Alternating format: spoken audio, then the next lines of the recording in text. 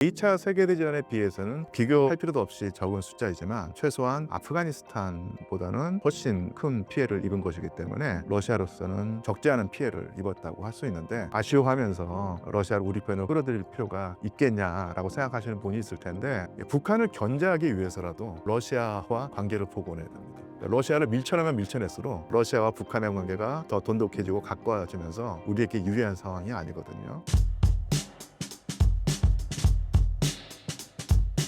러시아가 2차 세계대전 이후 최악의 피해를 입었다고 하는데 어떤 상황인가요? 제2차 세계대전에서 소비에트 연방이었겠죠. 소비에트 연방이 그 전쟁이 일어나기 전에 인구가 1억 9천만 명이었거든요. 전쟁 동안 군인이 1천만 명이 죽었고 민간이 2천만 명이 죽었습니다. 총 3천만 명이 목숨을 잃었거든요. 이것은 뭐 역사상 거의 뭐 전례가 없을 만큼 심한 피해들 가운데 하나라고 볼 수 있을 만큼의 천문학적인 피해 규모였고요. 그러면 그 1945년도에 제2차 세계대전에서 소련이 승리한 이후 오늘날까지 러시아가 여러 차례 전쟁을 해 왔는데요. 굵직굵직한 전쟁을 따져 보자면 일단 아프가니스탄 전쟁을 들 수 있습니다.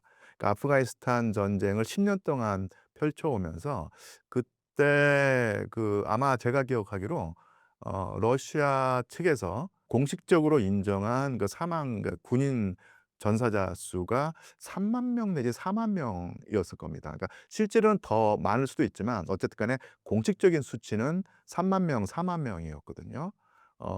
그리고 나서 또 뭐 체첸이라든지 조지아와 전쟁을 치렀었죠.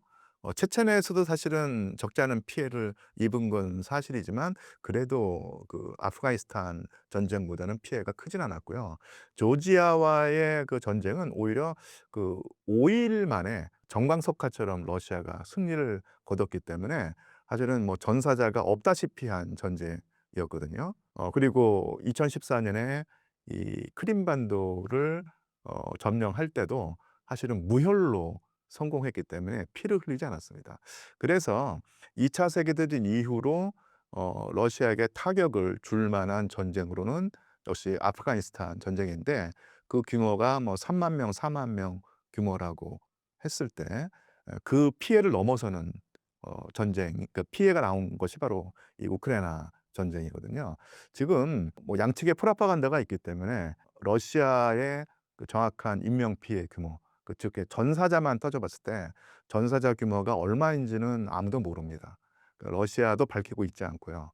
그러니까 우크라이나 측이라든지 아니면 서방, 특히 영국 측에서 뭐 여러 가지 근거를 대면서 그러니까 러시아의 그 전사 피해가 이렇다라고 말을 하는데, 당연히 우크라이나는 어 이 전쟁 승리의 한 방편으로 러시아의 그 피해를 어마어마하게 부풀리고 있고요. 영국도 마찬가지입니다. 그래서 한때는 뭐 그 뭐 70만 명이 전사했다. 어떤 경우는 또 100만 명이 전사했다. 그러니까 이런 식의 말을 하는 경우도 있는데, 제가 볼 뭐 저뿐만 아니라 많은 그 전문가들이 50만 명 이상을 넘어가는 전사자 수는 사실 과장일 수밖에 없다. 라고 생각하고요. 그럼 얼마일까를 더 추정할 수밖에 없는데, 저 같은 경우는 10만 명은 넘을 것 같고요. 15만 명까지는 안 갈 것 같고 거기 어디 그 중간에 있을 듯한데, 이것이 그 뭡니까 뭐 제2차 세계대전에 비해서는 비교할 필요도 없이 적은 숫자이지만 최소한 아프가니스탄보다는 사실은 훨씬 큰 피해를 입은 것이기 때문에 러시아로서는 적지 않은 피해를 입었다고 할 수 있는데, 문제는 뭐냐면 푸틴 대통령이나 러시아 국민들이 이러한 피해를 감당할 수 없는 피해로 볼 것인가, 아니면 감당할 수 있는 피해로 볼 것인가인데, 지금까지 나타난 그 모습을 보면 감당할 수 없는 피해라기보다는 감당할 수 있을 피해다. 또 감당할 만한 가치가 있다고 판단을 하는 듯합니다. 러시아가 신규 무기 비축에 공을 들이고 있다는데 이유가 무엇일까요? 신규 무기를 러시아가 개발을 하겠죠. 그런데 뭐 그 뭐랄까요? 굳이 수입할 필요는 없다고 보이고요. 단지 제가 알기로 이 드론이 상당히 그 미래의 전쟁에서 많이 쓰일 텐데, 드론 기술이 의외로 이란이 발달해 있어서 이란과 협력을 통해서 드론을 수입한다든지 아니면 기술재를 통해서 러시아의 드론 전력을 더 높이는 어떤 그런 것은 충분히 가능합니다. 하겠고요. 모르겠습니다. 이 재래식 전력에서 포탄이라든지 이런 전통적인 의미의 무기가 있을 텐데 이것을 북한을 통해서 위탁 생산을 한다고 할까요? 네, 그런 식으로 해서 도입할 가능성이 있겠죠. 그러니까 러시아도 나름대로 상당히 그 재래식 무기 생산 능력이 크지만 이게 그 군비라는 것이 전쟁이 없는 상태에서 그런 군수 산업을 일으킨다는 것은 경제에 부담을 주거든요. 경제 전체에 부담을 주지 않으면서도 어떤 이게 무기고를 유지하는 방법이 이게 위탁 생산을, 그러니까 특히나 아웃소싱을 하는 거죠. 네, 그런 아웃소싱의 파트너로서 북한을 이용할 수 있을 하고요.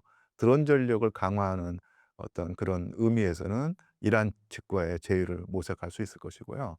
아마 그 러시아 같은 경우는 능력이 제한돼 있다면 이것을 최첨단 무기 쪽에 집중 투자해서 그 전력을 올리려고 할 것 같아요.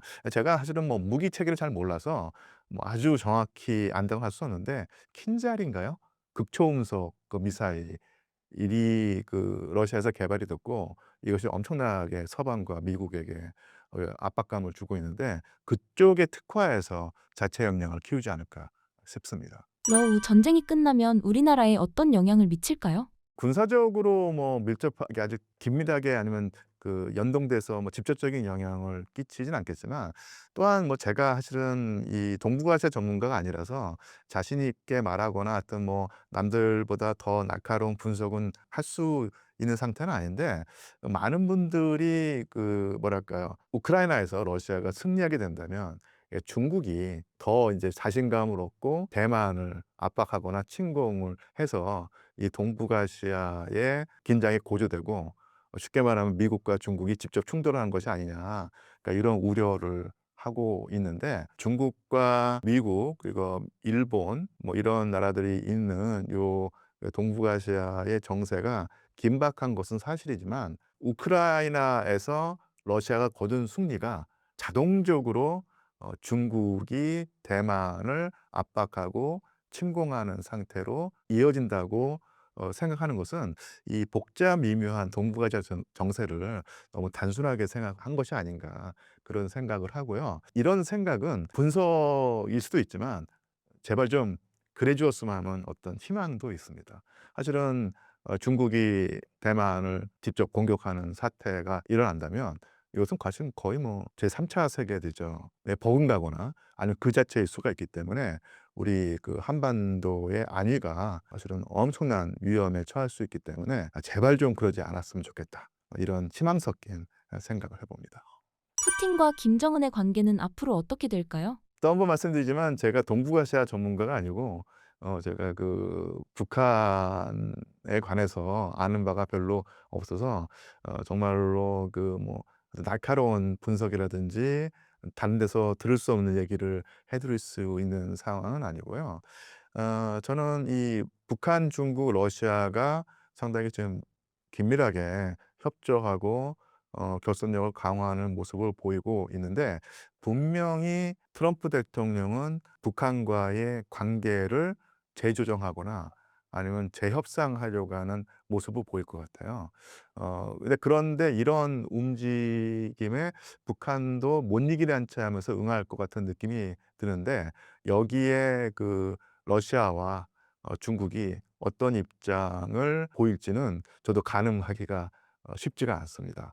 그래서 생각컨대는 "협상에 임해라. 국제 무대의 모습을 드러내서 너희 북한의 위상도 높이고 항상 미국과 직접적으로 교섭을 해서 어떤 그 제재에서 벗어나서 위기를 타개하려는 모습을 보였는데 좋은 기회가 아니겠느냐."라고 부추기긴 할 텐데 그 미국과 북한의 접근의 정도를 얼마만큼 바라고 있는지는 조금 더 그 유심히 앞으로의 그 정보를 통해서 지켜봐야 될 듯합니다. 예. 이런 정세 속에서 대한민국은 어떤 스탠스를 취해야 할까요? 제가 예전에도 몇 번 그 설명을 해 드렸지만 이 어 북한이 우크라이나에 그 참전을 해서 물론 이제 우크라이나에 참전했다고 하지만 정확히 말하면 쿠르스크라고 하는 러시아 영토에 한정돼서 전투를 벌였는데요. 어쨌든 간에 거기에서 소기의 성과를 받고 그 소기의 성과를 바탕으로 해서 북한과 러시아가 상당히 밀접히 그 연관되고 있는데, 그전에 이 동북아시아의 그 대한민국을 둘러싸고 있는 국제 정세는 사실은 뭐 수학으로 따지자면 그 2차 방정식이었습니다. 변수가 두 개가 있었거든요. 단순한 구도여서 위기가 있어도 사실은 변수가 두 개밖에 없기 때문에 푸는 것이 가능했는데, 지금 북한이 그런 식으로 몸값을 불리고 있고, 그전까지 실질적인 의미에서는 러시아가 한반도에서 북한보다는 대한민국과 더 긴밀한 우호 관계를 유지하려고 시도해 왔었는데, 최근에 그게 깨졌죠. 그러면서 이 2차 방정식이 4차 방정식, 5차 방정식이 돼서 이 풀기가 정말로 어려졌거든요. 이렇게 그 2차 방정식이 4 차, 5차 방정식으로 바뀌는데, 사실은 지난 행정부, 그러니까 윤석열 행정부의 그 일종의 오판이 작용했던 것이 분명한 사실입니다. 그 어떤 연장선상에서 그 문제를 풀어야 되는 당사자가 바로 이재명 대통령이 됐는데, 제가 듣기로 현 행정부와 그 외교 라인이 러시아에게 비록 그 적극적이진 않지만 물밑으로 계속해서 관계 개선을 하지 않으면은 조금이라도 그 예전으로 돌아가는 어떤 노선을 잡자고 하고 있는데, 의외로 러시아가 잘 움직여 주지 않는다고 하더라고요. 그것은 러시아가 나름대로 이제 어떻게 꾀를 내서 한국 정부를 길들이려고 하는 측면이 없지 않아 있을 텐데, 또 좀 그렇게 되면 좀 사실은 그 앞으로는 더 뭐랄까요, 그 우호적인 관계를 복원하는 것이 가능한 상태일 텐데, 조금 비관적으로 보자면 지난 3년 동안 너무 그 대한민국과 러시아의 관계가 너무 엉키고 허물어져 가지고 복원하는 데 상당히 많은 시간이 걸릴 수 있다라는 것도 우리가 각오해야 되는 상황입니다. 그래서 많은 경우에 북한과 밀착하는 그 러시아한테 우리가 뭐 굳이 그렇게 매달리고 러시아의 관계를 우리가 뭐 그 아둥바둥 대면서 좀 쉽게 말하면은 아쉬워하면서 러시아를 우리 편으로 끌어들일 필요가 있겠냐라고 생각하시는 분이 있을 텐데, 항상 그러지만 이 실리를 추구해야 한다는 입장에서요, 러시아의 그 지분이 이 우크라이나 전쟁에서 그 유리하게 흘러가면서 러시아의 지분이 커진 것이 사실입니다. 그리고 또 그래서 러시아와의 그 관계를 조금 더 좋게 그 가져가야지 우리에게 이득이 되는 것이고요. 러시아가 북한과 밀착했다고 해서 러시아를 싫어하거나 비판적인 입장을 취하는 분이 있을 텐데, 다시 한번 생각해 보면 북한을 견제하기 위해서라도 러시아와 관계를 복원해야 됩니다. 그러니까 러시아를 밀쳐내면 밀쳐낼수록 러시아와 북한의 관계가 더 돈독해지고 가까워지면서 우리에게 유리한 상황이 아니거든요. 그러니까 북한을 견제하기 위해서라도 러시아를 밀어내기보다는, 배척하기보다는 우리 편으로 끌어들이려는 노력을 해야 한다. 이것이 더 실리적인 입장이 아닐까 싶습니다. 최근 드러난 젤렌스키 측근의 거액 송금 의혹에 대한 내용은 무엇인가요? 글쎄요. 이것도 또한 그 나중에 역사학자들이 좀 깊이 들여다볼 문제일 텐데, 저는 이제 그런 생각을 해 봅니다. 일단 우크라이나라고 하는 국가가 원래부터 부패로 유명했거든요. 부패를 견제할 수 있는 그 국가 갖춰져 있지 않은 상태였고요. 조금 제가 역사학자니까 과거로 거슬러 올라가서 한번 좀 역사적인 설명을 해 드리자면요. 동슬라브인 국가가 러시아, 우크라이나, 벨라루스가 있거든요. 이 세 나라가 역사와 언어와 문화가 상당히 비슷하고, 벨라루스와 러시아의 관계가 지금 아주 밀착돼 있다는 사실은 뭐 잘 아실 텐데, 원래 이 세 나라가 그 소비에트 연방의 주요 핵심 구성 국가였고, 1991년에 소비에트 연방이 해체된 이후로 각자 독립을 했는데, 어떻게 보면은 비슷한 사회 경제 구조를 가지고 있기 때문에 초기에 보인 모습이 사실은 비슷했습니다. 공산주의 경제 체제에서 자본주의 체제로 이행하면서 상당히 큰 혼란을 겪었었는데, 그 와중에서 나타났던 것이 바로 올리가르히였죠. 그러니까 약탈적 그 신흥 재벌이라고 볼 수 있을 텐데, 체제 전환기의 혼란기를 틈타서 상당히 공격적으로 어떤 경우는 불법적인 방법을 동원해서 재벌을 형성했고 재벌의 힘이 커져서 어떤 경우에는 국가 권력까지도 좌우할 수 있는 상황이 됐었는데요. 러시아가 바로 그랬었죠. 우리가 1990년대 옐친 대통령 때 러시아의 올리가르키가 얼만큼 컸었고 얼마나 큰 힘을 발휘했었는가를 알 수 있는데 올리가르키가 나타났지만은 이것이 견제되고 큰 힘을 발휘하지 못했던 나라가 바로 벨라루스였습니다. 반면에 러시아 같은 경우는 아까 설명드린 것처럼 1991년부터 2000년까지 이 올리가르키의 전성기였거든요. 그래서 거의 뭐 이 올리가르키가 국가 권력을 좌지우지할 정도로 컸었는데 이런 올리가르키를 길들이고 견제하고 억누른 인물이 바로 푸틴 대통령입니다. 그러니까 푸틴 대통령이 러시아 국민들의 지지를 받게 된 가장 큰 요인 중에 하나가 바로 세금도 안 내고 이윤만 추구하면서 국가 권력까지도 농락하는 모습을 보이는 이런 올리가르히를 철저하게 견제하고, 그러니까 쉽게 말하면 1, 2, 3위의 올리가르히를 다 날려버렸거든요.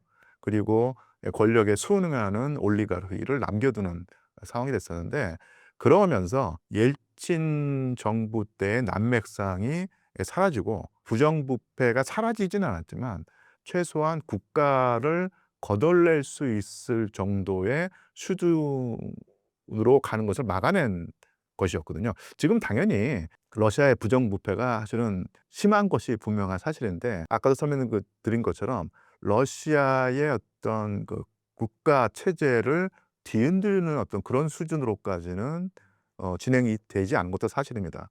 여기에 푸틴 대통령의 일정한 업적이 있고요.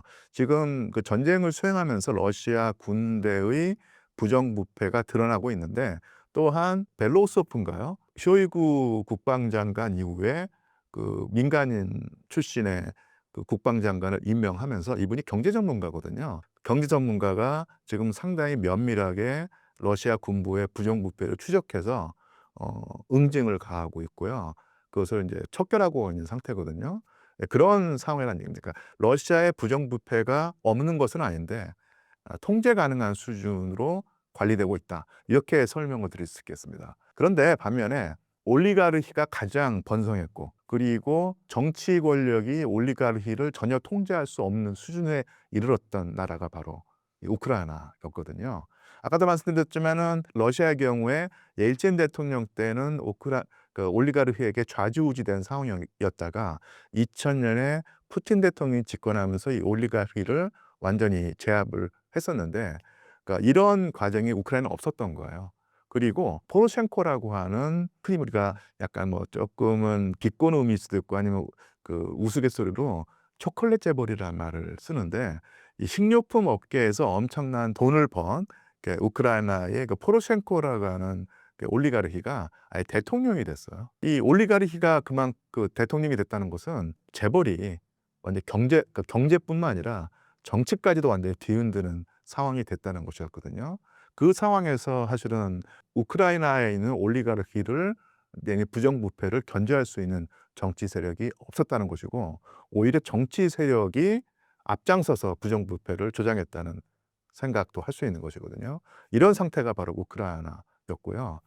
젤렌스키가 그런 어떤 우크라이나의 어떤 안 좋은 상태의 염증을 느낀 국민들의 지지를 받아서 그야말로 신데렐라처럼 대통령이 됐는데, 과연 희극인 출신의 전혀 정치에 몸담고 있지 않다가 드라마로 인기를 얻어서 엄격결의 대통령이 된 젤렌스키가 아무런 권력 기반이 없는 상태에서 대통령의 어떤 권력을 행사해서 부정부패를 일소하거나 통제할 수 있다는 것은 거의 불가능한 상황이었거든요. 그런 식으로 이 우크라이나는 구조적으로 부정부패가 만연해 있었고, 그것을 통제할 수 있는 수단이 사실은 거의 전무한 국가였습니다. 그리고 젤렌스키가 대통령이 된 다음에도 그 구조는 바뀌지 않았던 것이고, 또 하나 전쟁을 하면서 바이든 행정부 때였죠. 미국과 서방의 어마어마한 돈이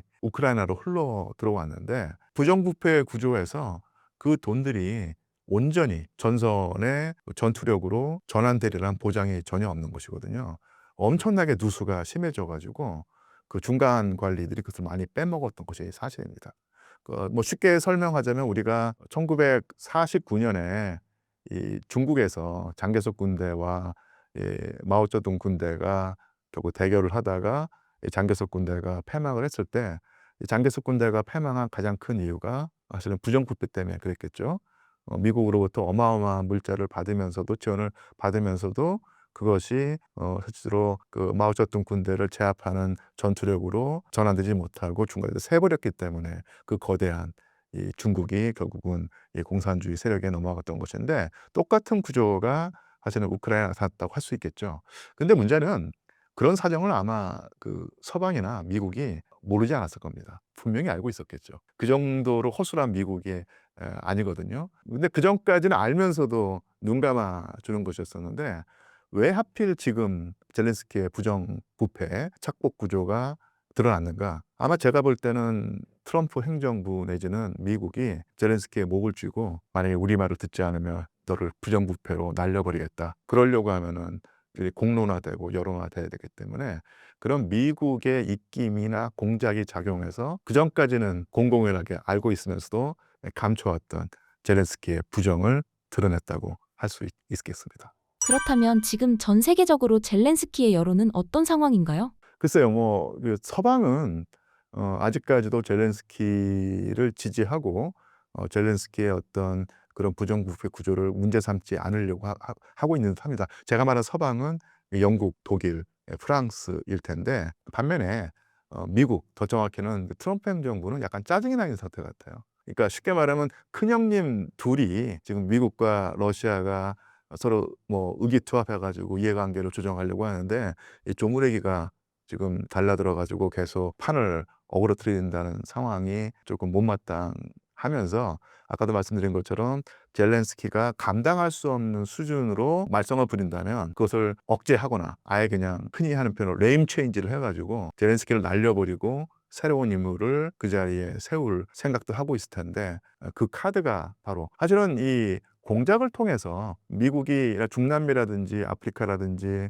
아니면 이 중동 지역에서 이 공작을 통해서 네임 체인지를 하는 경우가 있었는데, 사실 이게 상당히 그 부담이 되는 것이거든요. 어쨌든 간에 이 공작을 한다는 것은 어렵기도 하고, 나중에 이것이 드러나게 되면 국가 위신에 큰 손상이 가게 되는데, 저 인물이 너무너무 부패한 인물이기 때문에 제거될 수밖에 없다, 이런 식으로 윤리적인 명분을 내걸면은 상당히 부담감이 없죠. 그런 의미에서 이 젤렌스키의 부정부패를 그 지금까지 감춰두고 있다가 까발려서 젤렌스키를 길들이려고 하는 어떤 그런 의도가 아닌가. 그런 의도가 분명히 섞여 있다고 저는 생각을 합니다. 러우 전쟁 이후에 젤렌스키는 어떤 결말을 맞이할까요?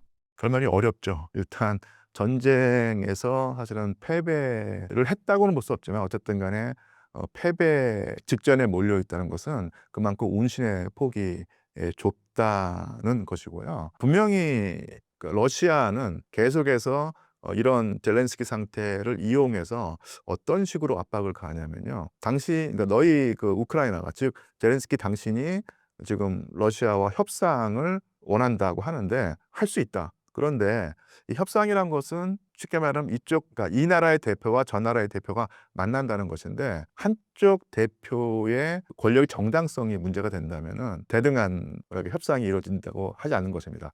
어쨌든 간에 그 물론 뭐 부정 투표다 아니면은 그 비민주적인 체제에서 독재 권력이라고 하지만, 어쨌든 간에 그 푸틴 대통령은 정상적인 표현이 좀 이상하지만, 어쨌든 간에 형식적으로는 적어도 정상적인 투표를 통해서 대통령이 된 인물인데, 이 젤렌스키 같은 경우는 원래 그 헌법에 따라서, 우크라이나 헌법에 따라서 선거를 해서 정권을 연장하든지 아니면 정권을 넘겨주든지 해야 되는데, 전쟁을 하고 있기 때문에 투표를 할 수 없다는 명분을 내세워서 지난 2년 가까이 해야 될 선거를 하지 않는 상황이거든요. 그래서 푸틴 대통령이 상당히 비꼬는 의미로 젤렌스키는 좀비 정권이라는 말을 썼어요. 죽었는데 죽지 않은 정권이었다는 얘기죠.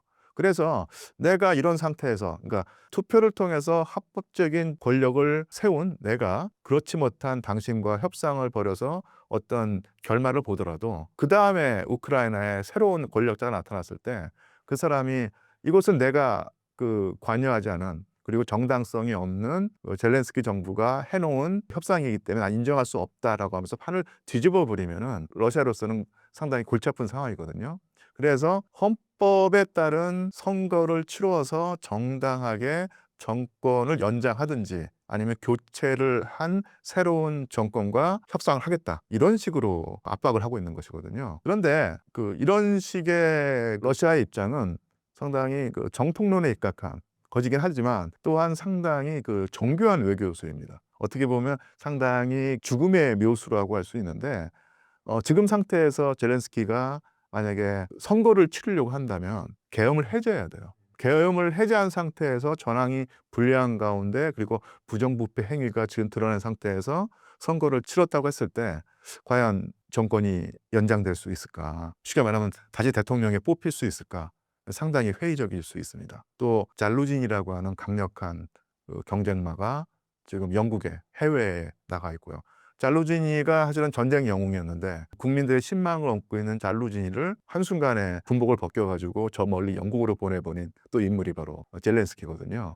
젤렌스키의 정적을 자기 손으로 만든 것인데, 또 지난해라고 하면은, 지난해까지만 하더라도 우크라이나에서는 러시아의 어떤 그런 부당한 요구를 절대로 받아들일 수 없다는 여론이 절반을 넘었습니다. 그런데 올해 들어서는 워낙 전황이 불리하고 전쟁에 지쳐서 절반 이상의 우크라이나 국민들이 러시아에 양보를 해서라도 전쟁을 끝내야 된다, 이렇게 생각한다는 여론이 잡혔거든요. 여러 면에서 젤렌스키는 사실은 선거가 정상적으로 치러진다고 하면은 정권을 연장할 수 없는 상황이 되는 상황이었고요. 그런 상황에서 과연 모든 정치인이 어떤 수단을 써서라도 자기 권력을 연장하려고 할 텐데, 과연 젤렌스키가 지금 계엄을 해제하고 정상적인 선거를 치를 결정할 것인가 회의적이고요. 또 과연 또 계엄을 또 해제한다고 했을 때 상당히 강압적인 방법으로 권력을 유지해 왔는데 이 권력이 유지될 수 있을 것인가, 또 회의적인 상황입니다. 구독자분들께 한마디 해주신다면?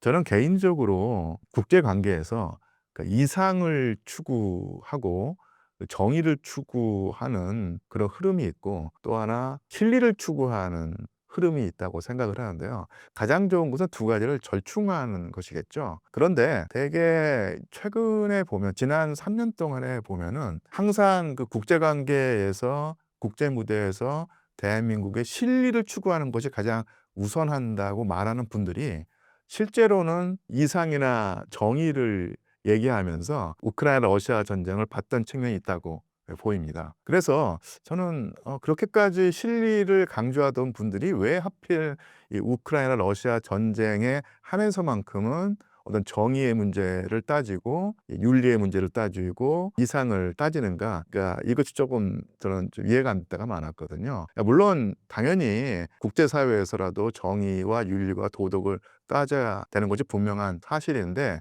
일관성이 있어야 한다는 것입니다. 그런데 평소에는, 예전에는 진리를 추구하는 것이 가장 중요하다고 말하던 분들이 러시아 우크라이나 전쟁에 한해에서만큼은 러시아는 악이고 우크라이나는 선이다, 러시아가 패하고 우크라이나가 승리하는 것이 정의다, 그러니까 이런 식의 시각으로 봐왔던 것이 사실이거든요.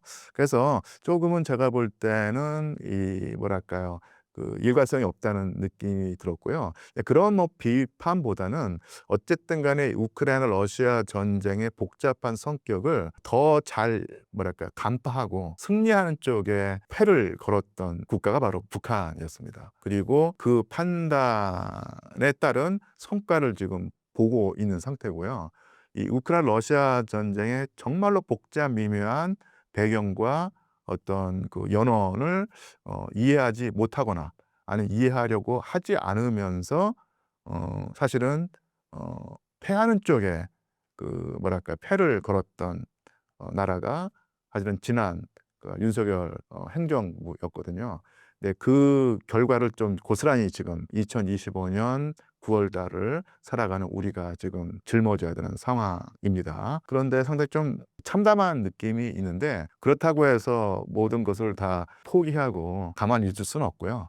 조금이라도 틈을 벌리고 작은 기회라도 이용을 해서 이 동북아시아의 이 높은 파고를 헤쳐나가야 될 텐데 또 한 번 원론적인 말씀을 드리면 이 우크라이나 러시아 전쟁이 얼마만큼 복잡하고 다양한 요인이 작용한 전쟁이었는가 이것을 우리가 이해해야지만 이 전쟁으로 인한 전 세계 지각 변동에 우리가 대처할 수 있다. 이 전쟁을 단순하게 파악하면 할수록 판단을 그르치기 쉬웠던 것이고 그런 측면이 실제로 현실화된 것이 분명한 사실이다. 이렇게 말씀을 드리겠고요. 그런 의미에서 저는 역사학자로서 우크라이나 러시아 전쟁의 역사적 원인을 조금 더 면밀하게 우리 시민들이 함께 연구하면 연구할수록 우리의 그 앞날이 조금이라도 밝은 쪽으로 갈 수 있다고 생각을 합니다.